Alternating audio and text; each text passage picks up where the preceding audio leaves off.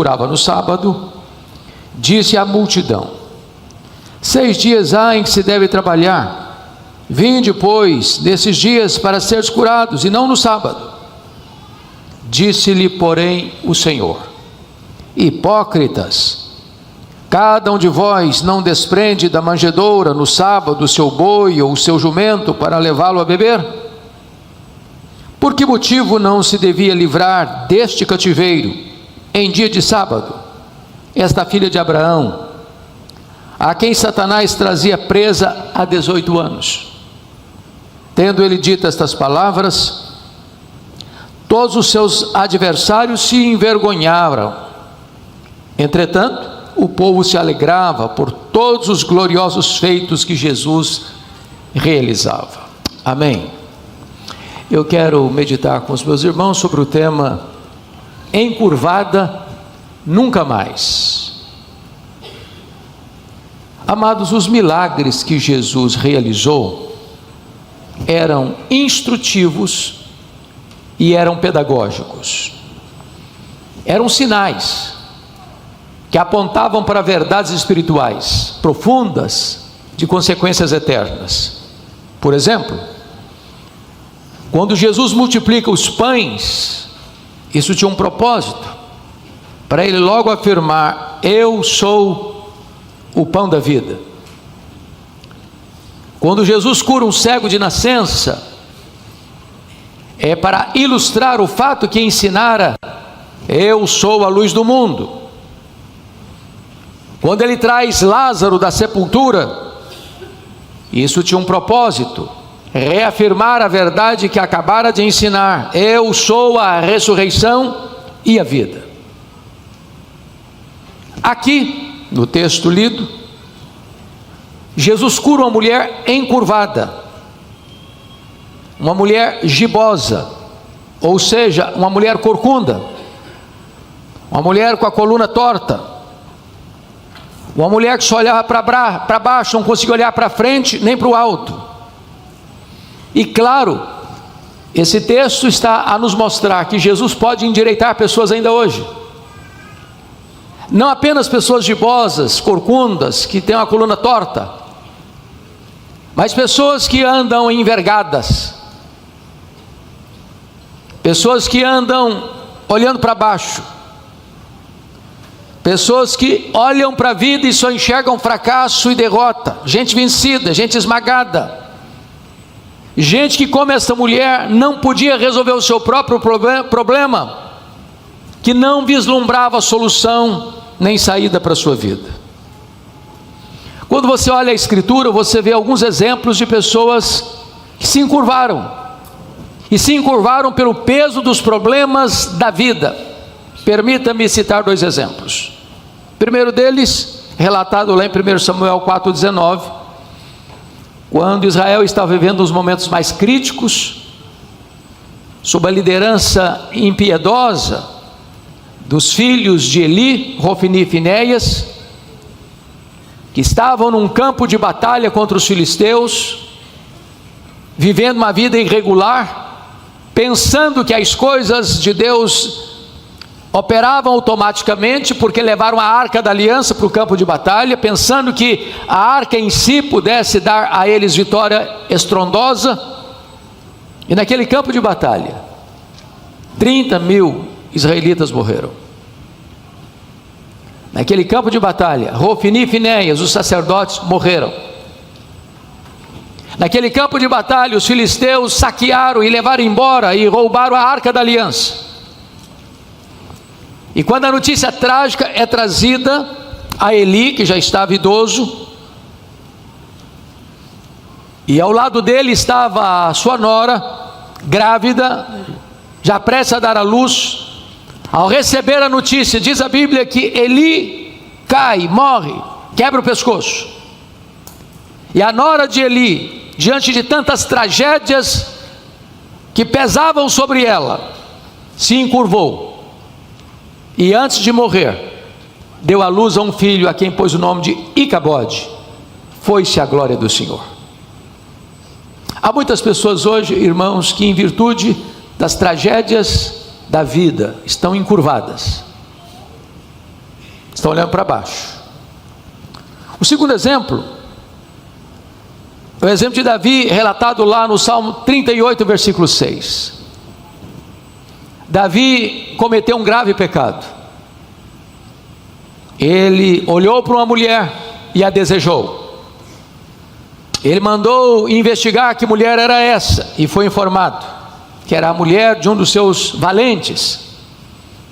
Ele mandou buscar esta mulher, ultrapassando os limites da responsabilidade, e ele se deitou com essa mulher. Essa mulher ficou grávida. Várias tentativas ele teve para eximir-se do seu pecado, não conseguiu. Então mandou matar o marido dessa mulher de maneira covarde. Ela ficando viúva, ele mandou chamá-la e fez dela sua mulher, e acrescentou mais uma mulher ao seu harém, e aquilo pesou sobre os seus ombros, e a Bíblia diz que ele ficou encurvado diante de tantas situações adversas que lhe sobrevieram como consequência do seu pecado. Hoje eu gostaria de olhar para esse texto e observar algumas verdades aqui exaradas. Em primeiro lugar, os dramas da mulher encurvada. Notem vocês comigo, por favor, com a Bíblia aberta, versículos 10 e 11, está escrito que essa mulher vai aonde Jesus está. Eu acho isso interessante, porque ela é uma frequentadora da sinagoga. Tem muita gente que, tendo saúde, não frequenta a casa de Deus. Esta mulher, apesar de sofrer, e sofrer há 18 anos, apesar de ter uma doença que certamente a carimbava, com humilhação, com vergonha, porque ela era corcunda, porque ela era gibosa, porque ela tinha a coluna torta, porque vivia oprimida, humilhada e esmagada debaixo de um fardo pesado, por saber que nenhum médico na terra podia endireitar sua coluna, porque o seu problema era além de físico e espiritual. Mesmo assim ela vai à sinagoga onde Jesus está. Segundo, essa mulher, versículo 11, ela está possessa de um espírito de enfermidade. Isso significa que o problema que ela está enfrentando não tem uma causa natural, não é um problema de saúde comum. Essa mulher enfrenta um problema de enfermidade que tem origem espiritual. Ela vive oprimida, ela vive humilhada, ela vive envergonhada, ela está possessa de um espírito de enfermidade. Há uma pressão sobre ela. Mas em terceiro lugar, notem comigo no versículo 11 ainda, está escrito assim: andava ela encurvada sem de modo algum, esgota-se todas as possibilidades de cura, de melhora, de alívio, sem de modo algum poder endireitar-se. Ou seja, essa mulher tem um problema insolúvel, humanamente falando, uma causa perdida. Essa mulher não tem solução para a sua própria vida. Ela é impotente, ela é uma escrava, ela é incapaz. Ela tinha buscado todos os recursos e só colhido desilusão. Mas, em quarto lugar, esta mulher está sofrendo há muito tempo. Versículo 11, comparado com o versículo 16, está escrito no 16 assim: por que motivo não se devia livrar deste cativeiro em dia de sábado esta filha de Abraão, a quem Satanás trazia presa já há 18 anos? Há 18 anos. Ou seja, é uma humilhação longa, é um problema que se arrasta, é uma situação que gera constrangimento, sofrimento, vergonha por mais de uma década. E talvez, fazendo agora uma breve aplicação, você veio aqui a esta casa e você está lidando com um problema que atormenta você há anos. Talvez um pecado, talvez um hábito, talvez um vício, talvez um problema existencial, talvez um problema de saúde, talvez um problema de relacionamento, talvez um problema familiar, talvez um problema crônico, que achata você, que esmaga você, que perturba você, que humilha você, há anos. E eu olho para a Escritura e vejo que algumas vezes, pastor Jailton, a Bíblia tem cuidado de dizer há quanto tempo a pessoa estava sofrendo. Por exemplo, lá em Cafarnaum, Jesus cura uma mulher anônima, incógnita, mas que tinha um problema de uma hemorragia crônica há 12 anos. Responsavelmente ela buscou tratamento, investiu recursos para ser curada, e o seu problema não era solucionado, e o problema se arrastava e se agravava, 12 anos, até tocar na orla das vestes de Jesus e ver a sua hemorragia estancada. De outra feita, Jesus está em Jerusalém, vai ao tanque de Betesda, onde havia 5 pavilhões, uma multidão de enfermos, incuráveis, cegos, coxos, paralíticos, gente que estava ali nutrindo uma vaga esperança de pular numa fonte d'água para ser curada, ocasionalmente. E eu fico imaginando até com um senso de humor o texto, porque se era o primeiro que pulava na água que era curado, um paralítico era o último da fila a alcançar esse projeto. Um paralítico não se movimenta, quanto mais pula e quanto mais adianta na fila em face às outras pessoas. E Jesus o vê, e Jesus identifica que esse homem está paralítico há 38 anos. Há 38 anos. Quando Jesus lhe pergunta: você quer ser curado? Hoje Jesus está aqui para trazer alívio, libertação e salvação para quem está encurvado há tanto tempo. Segundo ponto que eu gostaria de destacar no texto, irmãos, é quem encurva as pessoas. E por favor observe comigo o versículo 11. E veio ali uma mulher possessa de um espírito de enfermidade. Agora o verso 16. Esta filha de Abraão, a quem Satanás trazia presa há 18 anos. O diabo não é um mito. Satanás não é uma lenda. É um ser maligno, perverso, assassino, pai da mentira, destruidor, Abaddon, Apolion, tentador, adversário, acusador, que veio para roubar, para matar e para destruir. Ele estava escravizando essa mulher. Nas palavras de Jesus, no versículo 16, mantinha essa mulher presa,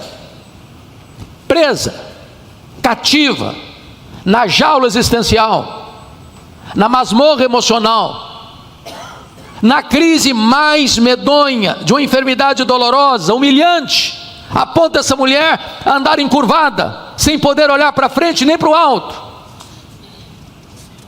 E eu vou lhes dizer, amados, que ainda hoje há muitas pessoas prisioneiras, cativas, na coleira do diabo, numa prisão espiritual, numa prisão emocional, longos anos, noites indormidas, tortura emocional, sofrimento físico, vergonha pública. Certamente Satanás tem mantido na sua corrente tantas pessoas, gente que já perdeu a esperança, gente que só vê a lama e não as estrelas, gente encurvada. Mas gostaria agora de olhar em terceiro lugar, que é o libertador das pessoas que estão encurvadas. E eu gostaria que você olhasse comigo, por favor, primeira coisa, versículo 11 e 12, está escrito assim: veio ali uma mulher possessa de um espírito de enfermidade, havia já 18 anos, andava ela encurvada, assim de modo algum poder endireitar-se. Agora o verso 12: vendo-a Jesus. E a primeira coisa que eu destaco é que Jesus viu essa mulher. Não consta que essa mulher viu Jesus, mas consta que Jesus viu essa mulher. E quando diz que Jesus viu essa mulher, não é apenas que a viu, porque todo mundo a via. É óbvio que todo mundo a via. Mas quando o texto diz que Jesus a viu, ele a vê com outra perspectiva. Ele vê aquilo que as outras pessoas não veem. Ele vê não apenas o externo, ele vê o coração. Ele vê não uma pessoa torta que entra na sinagoga, ele vê uma mulher encurvada há 18 anos.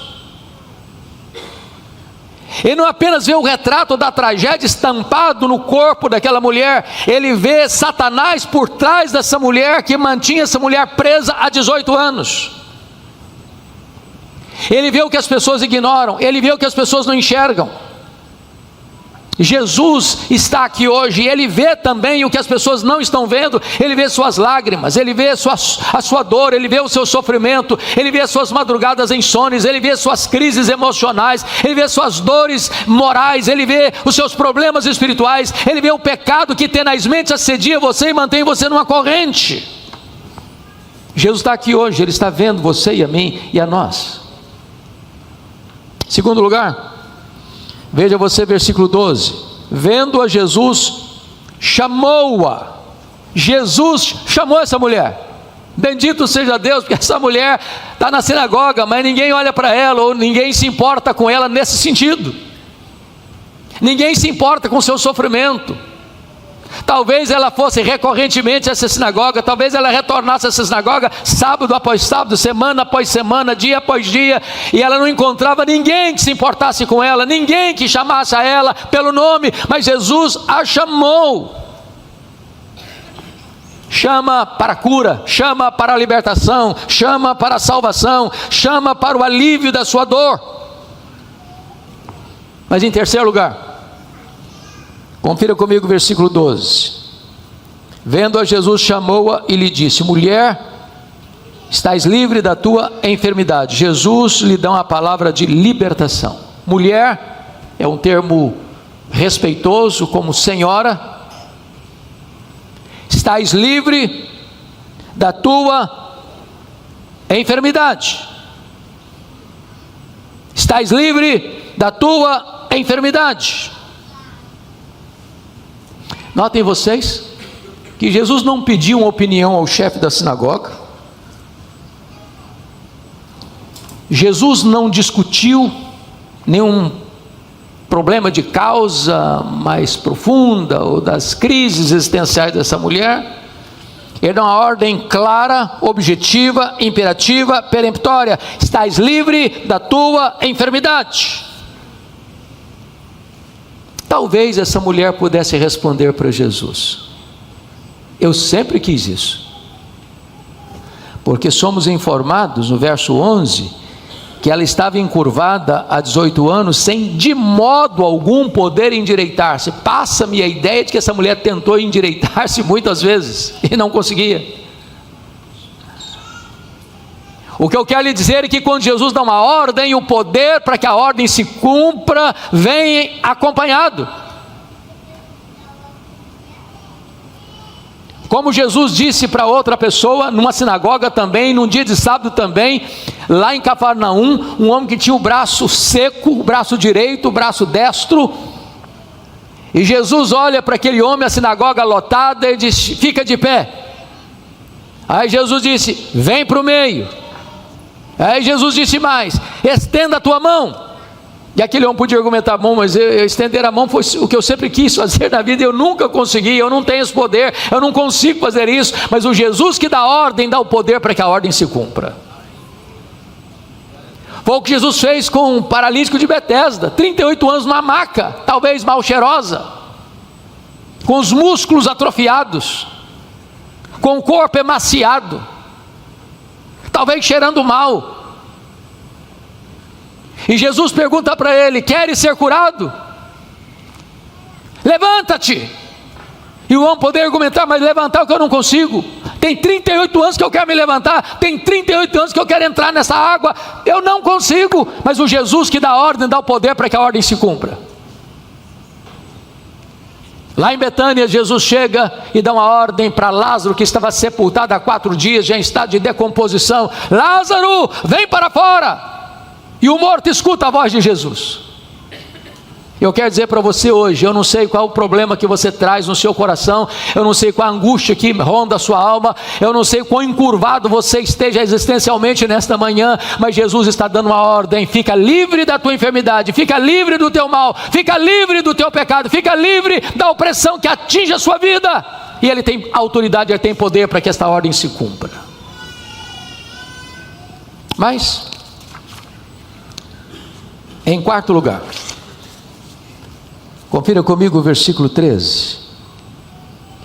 E impondo-lhe as mãos, Jesus impôs as mãos sobre ela.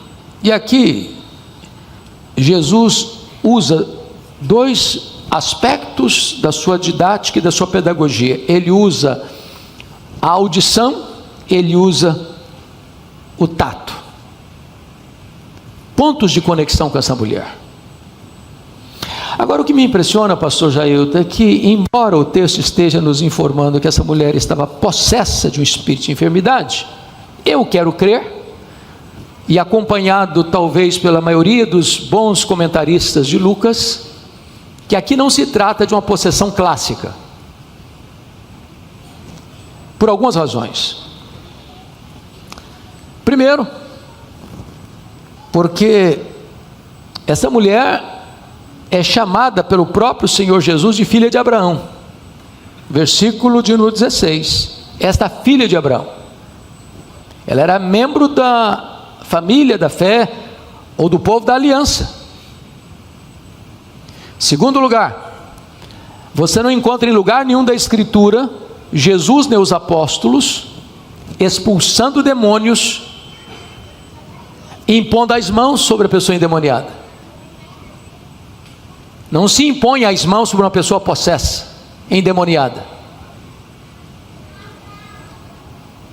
Portanto, quero crer que o caso aqui não é, portanto, de uma possessão, no sentido clássico da palavra. O que Jesus está dizendo é que Satanás está afligindo e infligindo uma enfermidade sobre uma mulher, chamada filha de Abraão. E ela está vitimada por esse problema há 18 anos. E Jesus faz o que ela não podia fazer por si mesma. Jesus a cura, Jesus a liberta, Jesus a deixa livre do seu mal. E Ele continua fazendo isso ainda hoje. A Bíblia diz, meus irmãos, que nós não podemos ignorar os desígnios de Satanás. Ele tenta, ele cria armadilhas, ele oprime, ele aflige, e nós precisamos nos acautelar sobre isso. Mas logo vem uma crítica impiedosa. Veja comigo o versículo 14. O chefe da sinagoga, indignado de ver que Jesus curava no sábado, disse à multidão: 6 dias há que se deve trabalhar, vinde depois desses dias para seres curados, e não no sábado. Olha que coisa interessante, que esse homem está indignado com Jesus e com o que ele fez, mas ele não tem coragem de ser tão direto com Jesus, e então a ira dele, endereçada a Jesus, num sentido mais hipócrita do termo, ele fala para o povo presente ali. Isso nos ensina uma lição tão solene e perigosa. Irmãos amados, a religião legalista dá mais importância às regras do que às pessoas. A religiosidade sem amor se opõe ao milagre operado por Jesus. Há tantas pessoas que se importam mais com regras do que com gente. E Jesus dá uma resposta corajosa, conforme está escrito. Observe comigo, no verso 15. Disse-lhe, porém, o Senhor. Jesus dirige a palavra para aquele homem, chefe da sinagoga. Ele é um líder religioso, Ele coordena o trabalho daquela sinagoga, mas ele não se importa com gente, ele se importa com as regras. Ele não ama pessoas, ele ama o sistema religioso. E Jesus diz para ele, e agora acompanhando toda a congregação: hipócritas, cada um de vós não desprende da manjedoura no sábado o seu boi e o seu jumento para levá-lo a beber?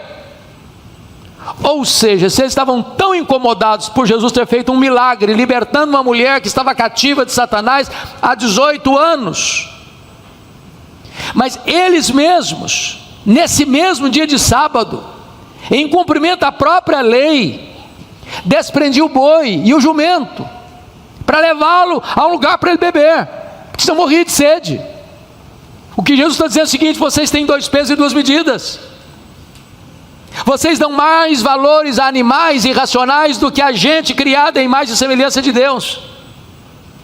Vocês dão mais valores a coisas do que a pessoas. E Jesus então responde de forma clara e corajosa no verso 16: por que motivo não se devia livrar deste cativeiro em dia de sábado esta filha de Abraão, a quem Satanás trazia presa há 18 anos? E o resultado é glorioso, conforme o verso 17: tendo Jesus dito estas palavras, todos os seus adversários se envergonharam, entretanto o povo se alegrava por todos os gloriosos feitos que Jesus realizava. E eu quero concluir, irmãos, com o último ponto então, que é a cura dessa mulher encurvada. Notem comigo o verso 13: e impondo-lhe as mãos, ela imediatamente se endireitou e dava glória a Deus. Preste atenção que a cura é imediata e a cura é completa. Imediata e completa. Imediatamente ela se endireitou, a coluna endireitou. A mulher corcunda, a mulher gibosa, a mulher encurvada se endireitou. Jesus não faz nada incompleto. Quando Jesus faz, ele faz, e o que ele faz é verificável, é atestado publicamente. Ela se endireitou, não precisou nem fisioterapia. Eu hoje quero dizer para você que Jesus está aqui, e aquilo que você não consegue fazer, aquilo que você não consegue resolver, aquilo que atormenta você há tanto tempo, hoje Jesus pode tornar você livre, e você voltar para casa hoje livre do seu mal, imediatamente, completamente. Em segundo lugar, a cura não apenas é imediata e completa, mas a cura produz adoração. Versículo 13 diz que essa mulher, logo depois de curada, dava glória a Deus, porque este é o propósito de toda a obra de Cristo, é que toda a obra dele produza glória ao Pai. A glória de Deus é o fim último de todas as coisas que fazemos, irmãos. Tudo devemos fazer para a glória de Deus. E quem de nós, depois de um alívio de 18 anos de sofrimento, pode ter outra atitude e postura senão esta, de dar glória a Deus? Porque um dia estávamos mortos nos nossos delitos e pecados, e Jesus nos deu vida. Nós éramos escravos do mundo, da carne e do diabo, diz a Escritura, e nós somos libertos. Nós estávamos no império das trevas e fomos transportados para o reino da luz. Nós éramos filhos da ira e hoje somos membros da família de Deus. Estávamos prisioneiros na coleira do diabo, e Jesus foi lá e quebrou as nossas algemas e nos tornou verdadeiramente livres. Alcançou-nos tão grande salvação, e o resultado disso é que nós devemos também dar glória a Deus por tão grande salvação. A palavra de Jesus para você nesta manhã é a mesma que deu para aquela mulher: fica livre do teu mal. Fica livre do teu mal. Encurvado, nunca mais.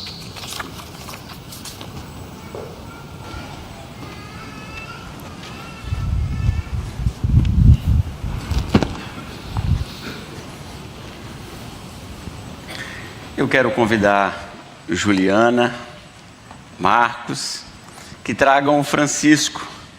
Hoje, Francisco receberá o sinal visível de pertencimento ao povo da aliança.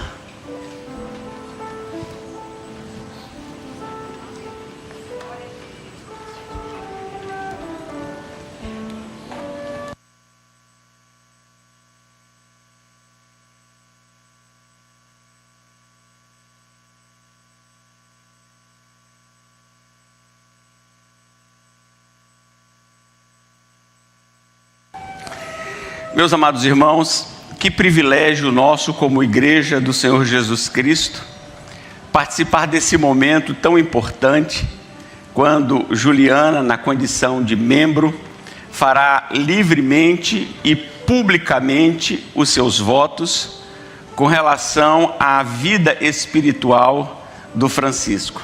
Francisco, ele receberá o sinal, o selo de pertencimento do povo da aliança, ele receberá o batismo. O batismo, ele tem um caráter social? Tem.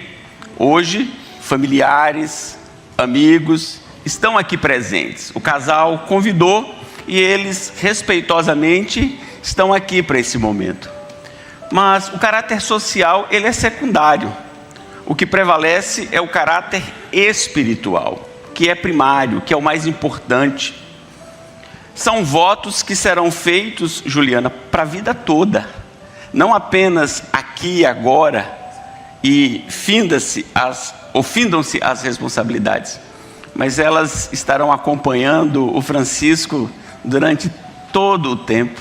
E você, como mãe, orando, ensinando, instruindo, orientando o Francisco. Portanto, livremente eu pergunto a você, Juliana, você crê em um só Deus, que subsiste em 3 pessoas, Pai, Filho e Espírito Santo?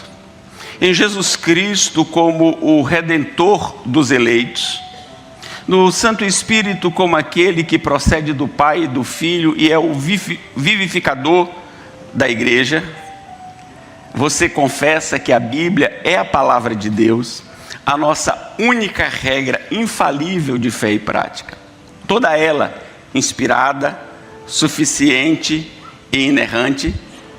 Você se compromete a orar com Francisco e por Francisco, a ensiná-lo, instruí-lo, dar a ele a formação devida para que ele mesmo possa proceder à leitura das Escrituras, ensiná-lo a amar e a respeitar o culto divino, obedecer e amar as autoridades constituídas por Deus para o governo, ensino e disciplina, enquanto elas forem fiéis às Sagradas Escrituras? Diante dos votos que você livremente acabou de proferir, diante da igreja aqui reunida, diante de Deus, eu tenho então o privilégio de ministrar o batismo a Francisco. Há alguns domingos eu fiz uma provocação à igreja, qual a razão dele chamar-se Francisco. E eu disse que isso tem uma conotação histórica para com a nossa igreja. E algumas pessoas vieram me procurar depois, mas por que o senhor provocou e não deu a resposta? Era justamente para que você pudesse procurar a família e saber por que ele se chama Francisco. O reverendo José Francisco, avô do Francisco, pastoreou a nossa igreja e exerceu um papel muito importante na nossa denominação num momento tão delicado na nossa região. E hoje, Dona Maria está ali, a avó, a bisavó, desculpe, o Rômulo e a Eri estão ali, os avós, e menciono-os representando todos os demais familiares e convidados que aqui estão, para esse momento, que é um momento tão especial. E vocês já perceberam como o Francisco, ele é sorridente, como ele é assim, amistoso. Francisco, na condição de ministro do Evangelho, eu te batizo em nome do Pai, do Filho e do Espírito Santo. Amém. Ó Deus bendito, graças nós te damos pela vida de Francisco. Graças nós te damos porque ele nasceu com saúde e cresce integralmente para a glória do teu nome. Graças nós te damos, ó Deus, por seus pais, pelo Marcos e pela Juliana. Graças nós te damos pela educação, pela instrução que eles têm oferecido ao Francisco. Ainda tão novinho, recebendo, ó Deus, o amor, o carinho, a ternura, o respeito e o ensino da tua palavra. Que Francisco, ó Deus, continue crescendo integralmente, fisicamente, emocionalmente, intelectualmente e, acima de tudo, espiritualmente. Que no tempo próprio ele aqui professe a sua fé em Cristo Jesus como seu Senhor e Salvador. Ó Deus, guarda-o e seja sempre ele identificado como ovelha do teu pastoreio, como ovelha do Supremo Pastor. Continue, Francisco, trazendo alegria à sua família, à igreja e à nossa sociedade. Seja ele sempre, ó Deus, uma criança que é vista como pertencente ao bom pastor. Oramos em nome de Jesus. Amém. Eu vou pedir ao pastor Hernandes que, por gentileza, traga uma lembrança da nossa igreja, o nosso catecismo de Westminster ilustrado, para a família.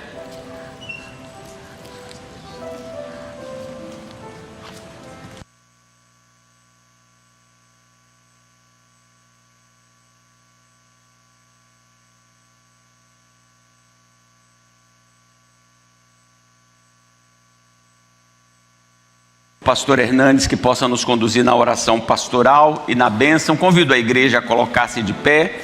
Logo após a oração pastoral e bênção, nós cantaremos o tríplice amém. Deus amado, nossa gratidão pela vida do teu povo reunido na tua casa, neste dia que celebramos a ressurreição do nosso glorioso Redentor. Gratidão porque tu nos dás vida,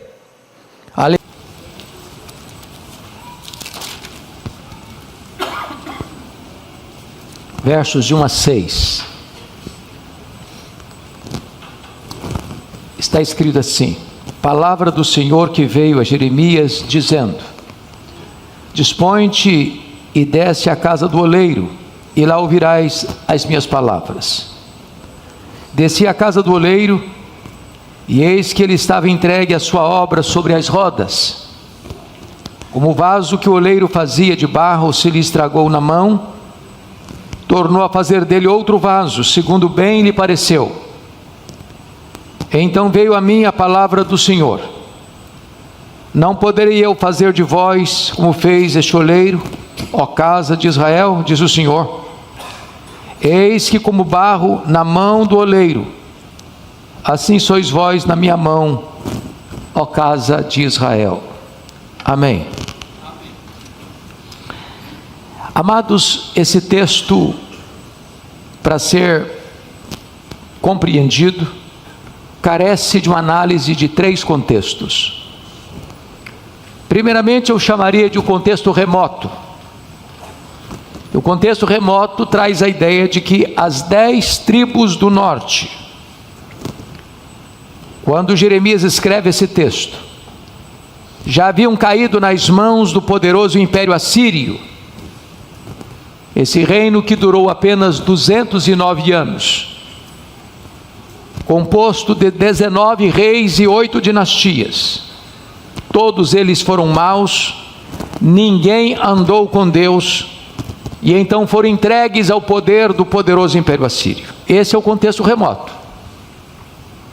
Segundo lugar, nós poderíamos olhar o contexto próximo. E o contexto próximo é que Judá, as 2 tribos do sul, o reino de Judá, capital em Jerusalém, oscilava entre obediência e rebeldia. Reis piedosos eram sucedidos por reis maus, e a nação estava numa descida frenética, com o pé no acelerador, rumo ao desastre. A nação estava cambaleando, rumo ao juízo. Jerusalém estava prestes a ser tomada pelos caldeus. A nação estava prestes a ir para o grande cativeiro babilônico. A tempestade do juízo já estava se formando no horizonte. Já era a 1/10 hora, quando Deus chama esse povo ao arrependimento. Esse é o contexto próximo. Terceiro lugar, veremos o contexto imediato. E o contexto imediato é que nesta 1/10 hora, na antessala do juízo, como que nas vésperas de uma invasão militar, de uma destruição da cidade, do majestoso templo de Salomão ser incendiado, saqueado e destruído, Deus ainda tem uma palavra para o povo. E Deus então ordena ao profeta Jeremias a descer à casa do oleiro. E o propósito não era pregar uma mensagem na casa do oleiro. O propósito era receber de Deus uma mensagem na casa do oleiro. E a mensagem era esta: a nação arrependida dos seus pecados, ou inexoravelmente marcharia para o exílio. Se o povo não obedecesse, na 1/10 hora, o juízo já estava lavrado. Antes, porém, do juízo chegar, na 1/10 hora, Deus ainda oferece clemência, misericórdia e oportunidade de arrependimento. A ideia é que ao descer à casa do oleiro, o profeta Jeremias vê o oleiro mexendo com o barro nas rodas, e na medida em que ele forjava e formava esse vaso, o vaso estragou na sua mão.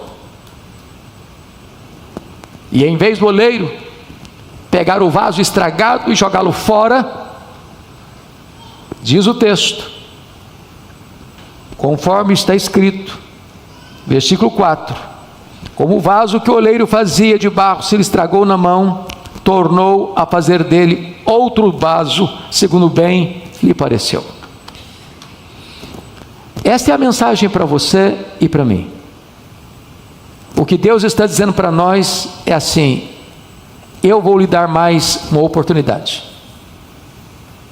eu vou lhe dar mais uma chance. O vaso trincou, rachou, estragou, mas eu não vou jogar o barro fora. Eu vou amolecer esse barro e fazer dele um outro vaso, um vaso novo, de acordo com a minha vontade. E quais são as lições então que esse texto nos apresenta? Primeiro, os homens estão sob o absoluto poder e autoridade de Deus. Todas as nações. Se você ler todo o capítulo, não se trata apenas de Jerusalém, não se trata apenas de Judá, não se trata apenas de Israel, não se trata apenas de um povo específico, mas de todas as nações. Todos nós, sem exceção, estamos nas mãos de Deus, como um barro está nas mãos do oleiro.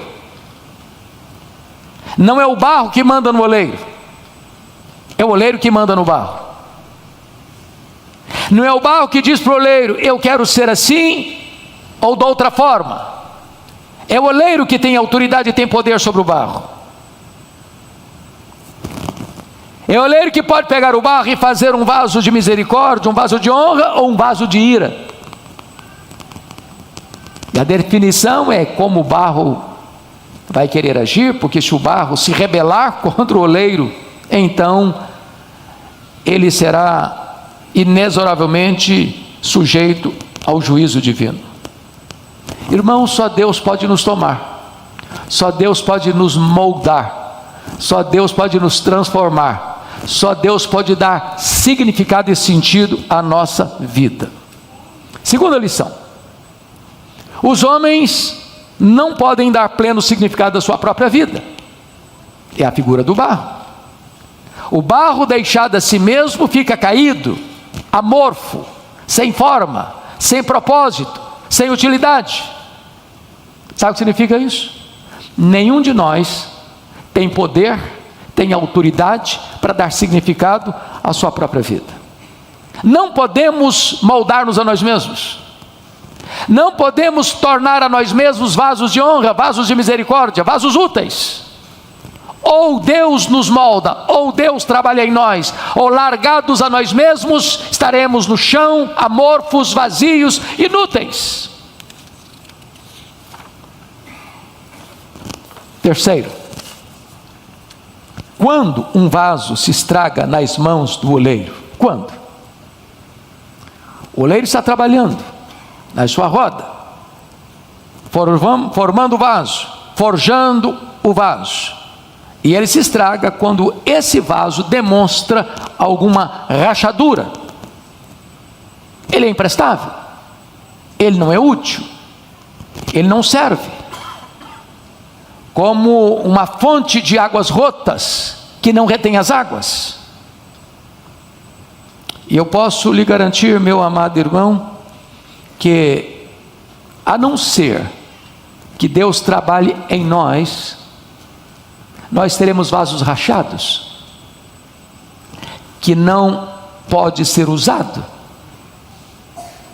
E nós teremos um vaso rachado quando aquilo que é alocado dentro desse vaso, que é a preciosa palavra de Deus, e você ouve, e você ouve, e você ouve, e você torna a ouvir, e ouve outra vez, e nada fica, e nada é retido, vaza, entra no ouvido, sai no outro, não há mudança, não há transformação, não há salvação. Quando um vaso se estraga nas mãos do oleiro? É quando há rachadura nele. Mas segundo, como o vaso se estraga? Como? É quando esse barro tenta resistir à obra do oleiro. É quando esse vaso não quer ser moldado. E quando, irmãos, nós não nos submetemos à autoridade de Deus, ao projeto de Deus, à soberana vontade de Deus, a nossa vida começa a ficar defeituosa, torta. Defeitos de caráter, de temperamento, de hostilidade, de palavras, de atitudes grosseiras. Até de repente podemos ser belos por fora, aparentemente, mas horríveis por dentro. Quando eu olho para a igreja que haveremos de ser, a igreja triunfante, representada no livro de Apocalipse pela Nova Jerusalém, o apóstolo João escreve que esta igreja é bonita por fora, porque nela está estampada a glória de Deus. Isso representa aquilo que estava no tabernáculo, porque o tabernáculo foi feito de madeira de acácia, mas depois que o tabernáculo estava levantado, Deus disse: agora você vai cobrir todo o tabernáculo de ouro puro. E quem olhava não via acácia, via ouro. Não via madeira retorcida, que é símbolo da nossa natureza dura e pecaminosa, mas via ouro, que é símbolo da glória de Deus. Mas agora na Nova Jerusalém, o fundamento da cidade, que você não vê, que está oculto, escondido, que a base daquilo que se vê publicamente, foi composto de 12 qualidades de pedras preciosas. Em outras palavras, a igreja que seremos é bela por fora e bela por dentro. Não basta apenas você ser bonito por fora, se não é bonito por dentro. Se o vaso resiste à obra de Deus, ele pode até ter belezas externas, mas não será agradável aos olhos de Deus internamente. Mas é uma outra pergunta o texto. E a pergunta é esta: o que dificulta este vaso de ser modelado pelo oleiro? E a resposta é: material impróprio. Por exemplo, o barro não pode ser insensível como a pedra. Às vezes somos duros como a pedra. Às vezes somos inflexíveis como a pedra. Às vezes temos resistência a sermos amoldados como a pedra. Somos intransigentes, somos insubmissos às mãos do oleiro. Aqueles que têm a dureza das pedras não prestam para ser vaso. A Bíblia chama isso de dura cerviz, nuca enrijecida. Não se submete à autoridade, não se quebranta diante de Deus. E aqueles que são pedra não podem ser vasos. Eu fico olhando, por exemplo, a história de Davi e Saul. Quando eu leio na Bíblia sobre o pecado de Davi e o pecado de Saul, sou quase tentado a pensar que o pecado de Davi foi mais feio, mais escandaloso, mais reprovável do que os pecados de Saul. Qual a diferença entre Davi e Saul? É quando Davi era confrontado com o seu pecado, ele se humilhava, ele se quebrantava, ele se arrependia, ele se voltava para Deus. Quando Saul era confrontado pelo seu pecado, ele se defendia, ele não aceitava, ele não se submetia, ele não se amoldava. E talvez, meus irmãos, não há pecado mais grave na minha, na sua e na vida da igreja hoje do que dureza de coração.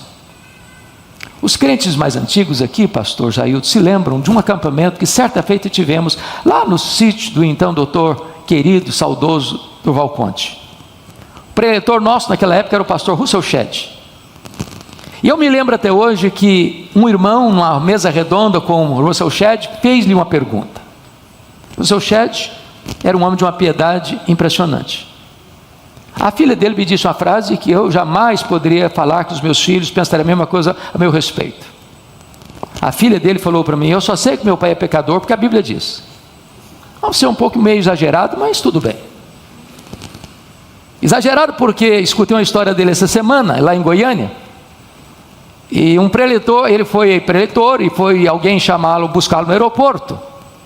E ele, tão humilde, tão simples como era seu estilo de vida, e o motorista, talvez até querendo agradá-lo, olhou pelo retrovisor e olhou para o seu semblante tão doce e meigo e disse: o senhor parece Jesus. E ele respondeu: vejo que o irmão não conhece Jesus. Mas então perguntamos ao Russell Shedd: pastor Russell Shedd, na sua visão, qual é o pecado mais grave da igreja contemporânea? E ele respondeu: para mim, o pecado mais grave, meu, seu, nosso, da igreja, é dureza de coração.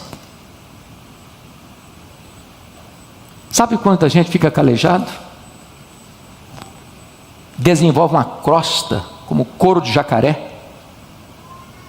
Não tem mais coração quebrantado. Escuta as maiores verdades, aquilo cai como chuva na pedra, escorrega, é pedra, matéria imprópria.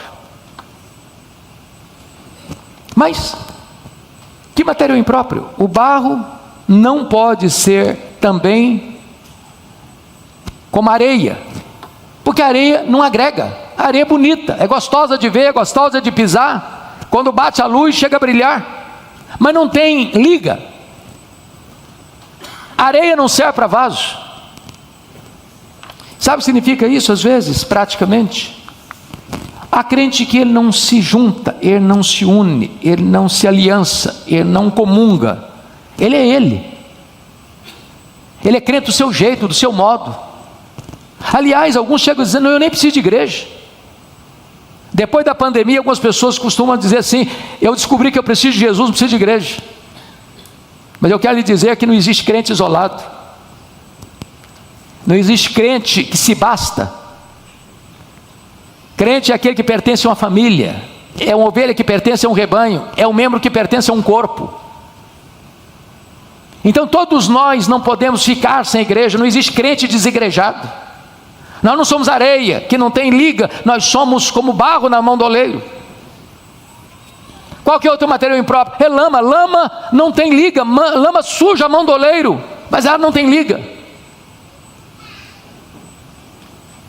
Nós não somos como poeira. Poeira não permanece quieta nas mãos do oleiro, qualquer vento a espalha em diversas direções, não tem constância, qualquer coisa a dispersa.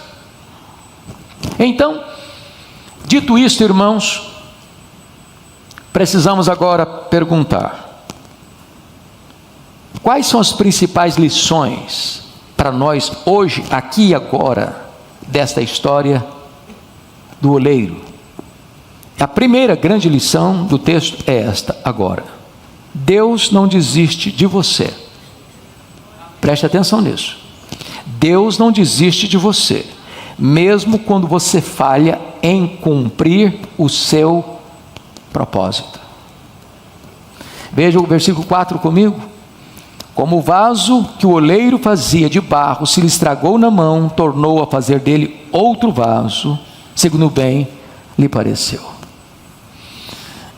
Há esperança para você e há esperança para mim por isso.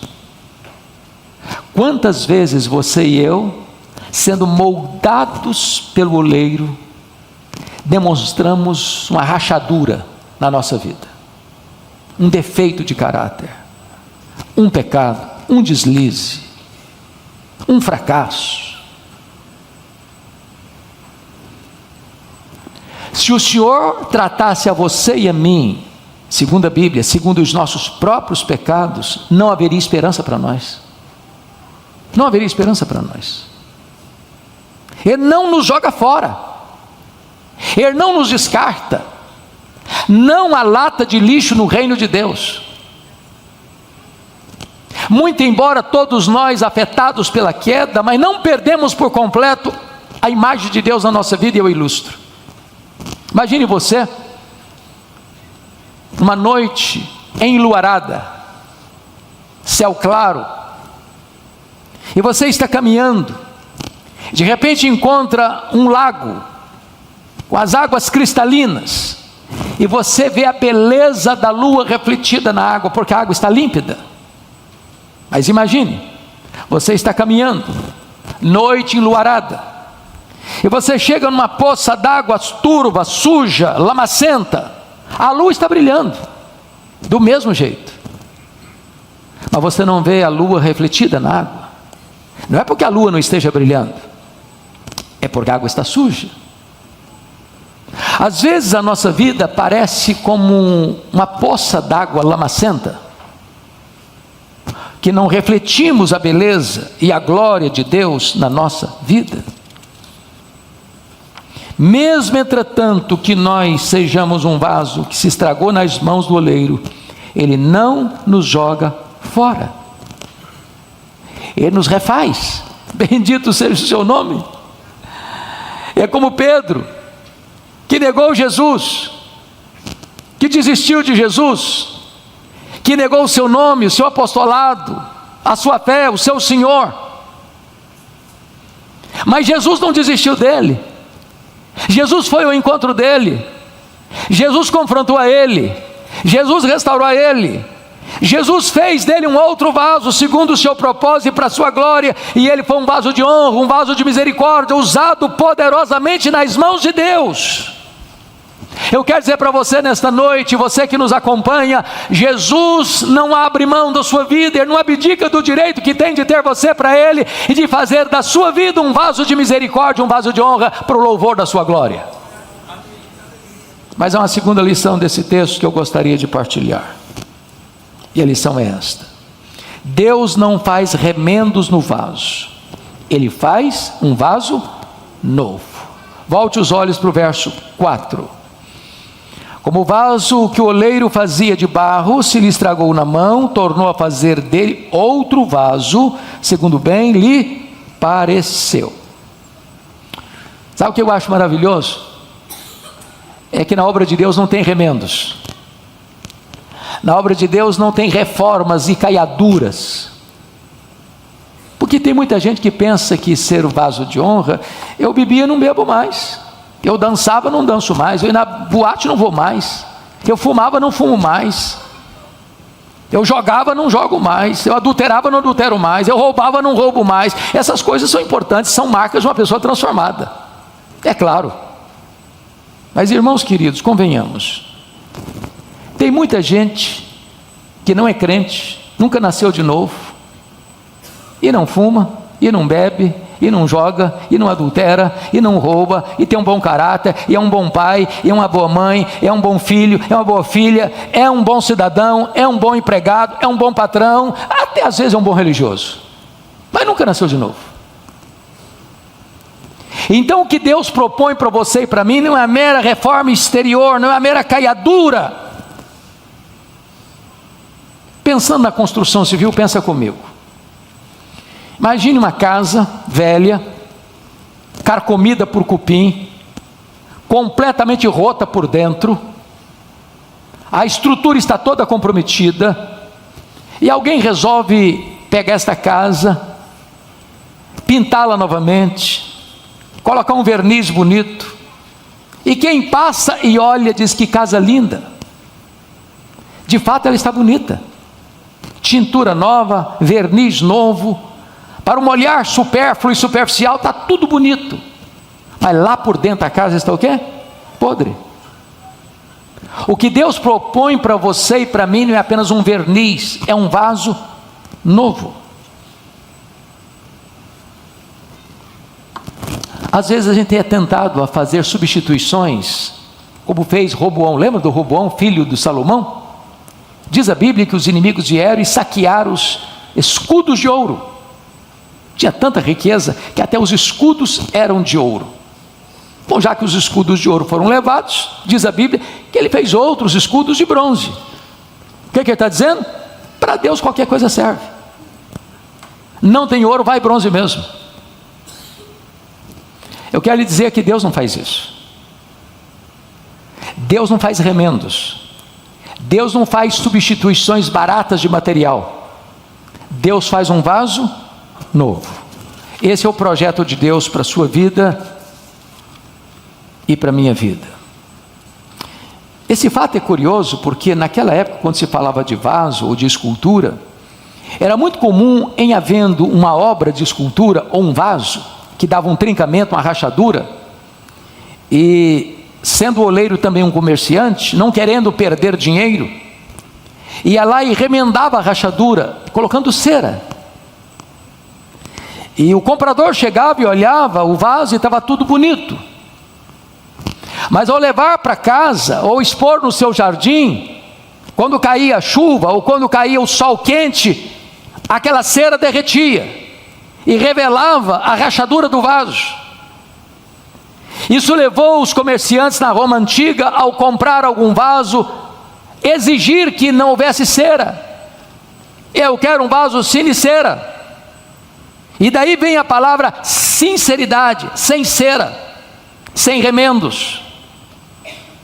Deus não quer apenas remendos, Deus quer um vaso de verdade, puro, limpo, útil, para a glória do seu nome. Mas você tem que fazer outra pergunta: como é que se faz esse novo vaso, já que o vaso estragou na mão do oleiro? Qual o processo? E esse processo, meus irmãos, passa por 3 estágios. Primeiro estágio, o barro precisa ser amolecido com a água. Amolecido.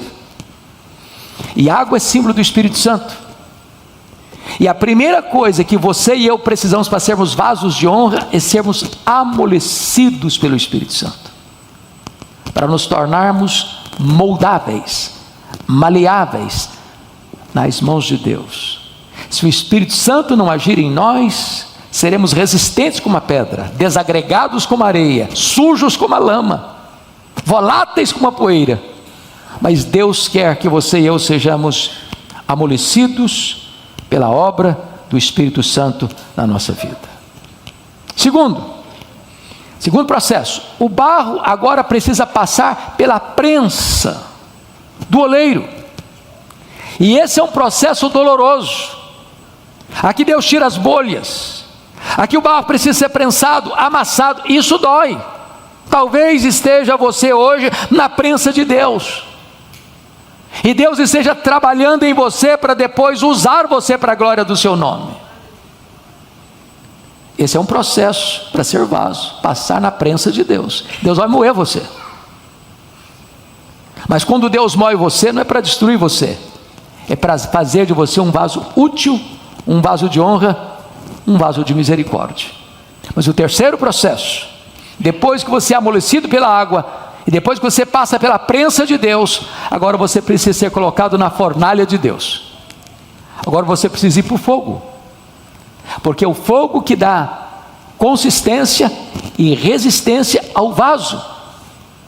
E entenda isso, irmão, o fogo de Deus pode queimar suas amarras, mas não tosta um fio de seu cabelo. O fogo de Deus não é para destruir você, é para limpar você, é para purificar você, é para dar consistência a você, é para preparar você para ser um vaso útil, de honra a Deus, um vaso de misericórdia.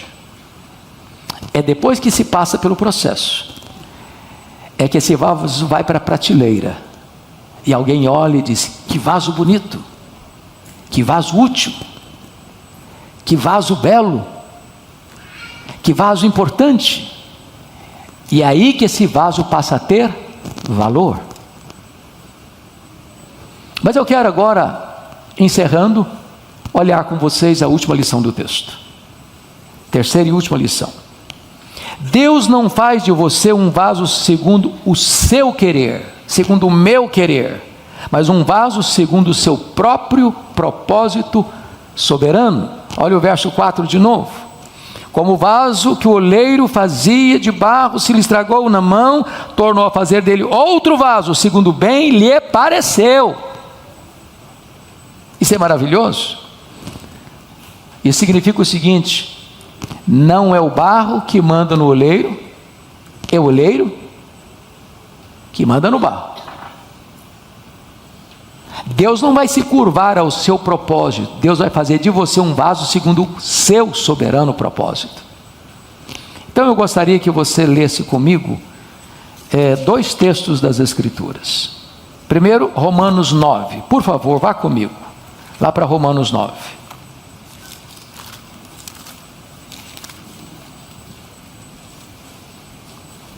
Começando a leitura no verso 19. Observe aí comigo. Ele diz assim: tu, porém, me dirás, de que se queixa ele ainda? Pois quem jamais resistiu à sua vontade? Quem és tu, homem, para discutires com Deus? Porventura pode o objeto perguntar a quem o fez: por que me fizeste assim? Ou não tem o oleiro direito sobre a massa, para do mesmo vaso, ou do mesmo barro fazer um vaso para honra e outro para desonra? E o que o texto está querendo nos mostrar, no verso 21, meus amados irmãos, é que o oleiro tem todo o direito sobre a massa. Estou falando do Deus soberano. Não é o barro que manda no oleiro, é o oleiro que manda no barro. Mas eu quero lhe trazer um outro texto. Abra comigo agora Isaías 64, por favor. Profeta Isaías.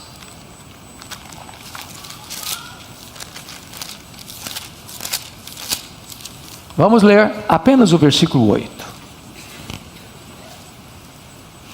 E aqui o profeta está reconhecendo, está escrito: mas agora, ó Senhor, tu és nosso Pai, nós somos o barro, e tu o nosso oleiro, e todos nós obra das tuas mãos. Então, Deus está fazendo de você um vaso segundo o seu propósito. É Ele quem define isso. Mas preste mais atenção. Os vasos mais caros são aqueles que são obra-prima do oleiro.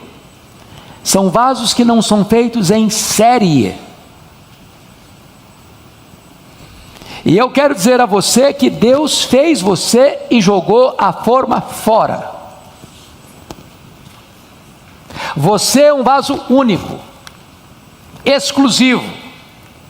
singular, peculiar. Não tem ninguém em mais de 8 bilhões de habitantes do planeta igual a você. Só você é você. Porque Deus fez a assinatura dele e jogou a forma fora. Não apenas você é um vaso exclusivo para a glória de Deus, mas você é único dentro do projeto de Deus. Eu acho curioso, há muitos anos, aqui em Vitória, eu gosto muito de quadro de paisagem, pastor Jailton.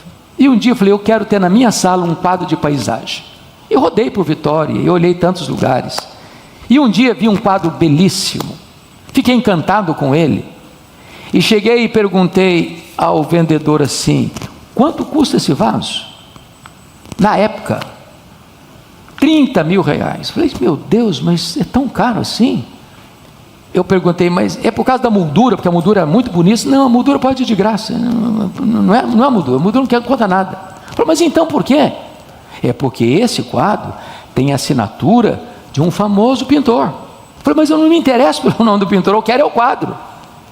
É claro que eu não comprei o quadro. Comprei um outro, de 500 reais. Uma paisagem bonita também. Mas não tinha assinatura de um famoso pintor. Quero lhe dizer que você é um vaso com a assinatura do Criador do Universo. Você tem um valor infinito para Deus.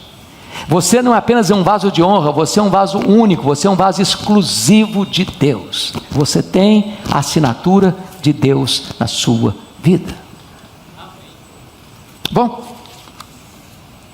que tipo de vaso Deus está modelando em você? A Bíblia diz que Deus nos predestinou para sermos conformes à imagem do seu Filho. E a Bíblia diz mais, que Deus está transformando você de glória em glória, na imagem de Cristo Jesus, pelo Espírito Santo, o Senhor. Que vaso lindo, que vaso precioso, que vaso útil, vaso de honra, vaso de misericórdia, vaso para a glória de Deus. Talvez hoje você olhe para você e não valorize o que você tem. Não estou falando do tema do cântico, até que poderia, né? Às vezes a gente olha com autoestima lá no chão, vale muito pouca coisa, não tem nenhuma importância. Você foi um barro que Deus pegou, estragou, Deus tornou a fazer outro vaso, segundo o seu propósito. Belíssimo, belíssimo, raríssimo, caríssimo, que tem a assinatura de Deus. Isso me recorda, queridos presbíteros, de um grande leilão que teve na Europa, de um violino, Stradivarius, das marcas mais importantes, se não a marca mais conhecida. Já estava um pouco velho, um pouco gasto, e as pessoas não deram tanto valor naquele leilão, naquele violino. As propostas não eram vantajosas e o leiloeiro estava muito frustrado. Então um senhor de cabelos grisalhos pega aquele violino, limpa aquele violino, afina as cordas daquele violino e arranca daquele violino acordes maravilhosos,